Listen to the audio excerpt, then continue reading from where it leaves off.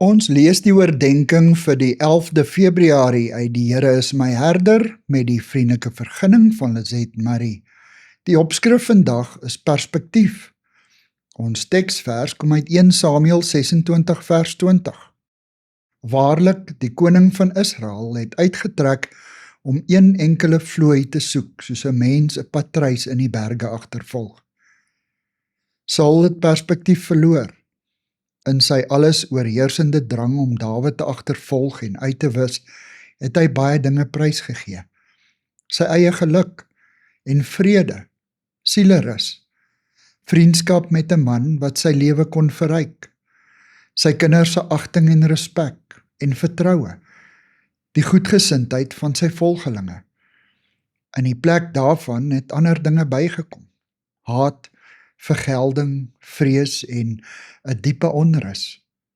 Ons kyk maklik na Saul en oordeel hom. Ons praat oor sy kortsigtigheid, dat hy alles wat kosbaar en van waarde was, so kon prysgee in sy fanatieke agtervolging van een enkele man, Dawid. Voordat ons oordeel, kan ons gerus na ons eie lewens kyk. Hoe dikwels verloor ons nie perspektief in die najaag van 'n ideaal nie. Ons is so toegespits op die uitkoms dat ons baie ander dinge miskyk. 'n Kind wat by die skool afgeknou word, 'n krisis in die familie, 'n vriend wat ons hulp nodig het, of 'n lewensmaat wat waardeloos voel, ons staanende verhouding met God.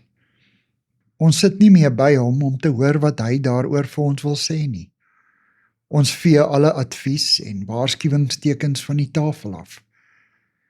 Ons agtervolg nou wel nie iemand om hom dood te maak nie, maar in ons egosentriese najaag van een ideaal is ons moontlik aandadig aan die figuurlike vernietiging van kosbare mense en verhoudinge, dalk onherroepelik. Here, help my om nooit perspektief te verloor oor die dinge waaroor dit werklik gaan nie. U en my naaste. Amen. Dankie vir die saamkuier. Ek deel Lizet se kontakbesonderhede in die inligtingsparagraaf van die kanaal. Daar is ook skakels na voorlesings van Lizet se ander publikasies wat hier beskikbaar is.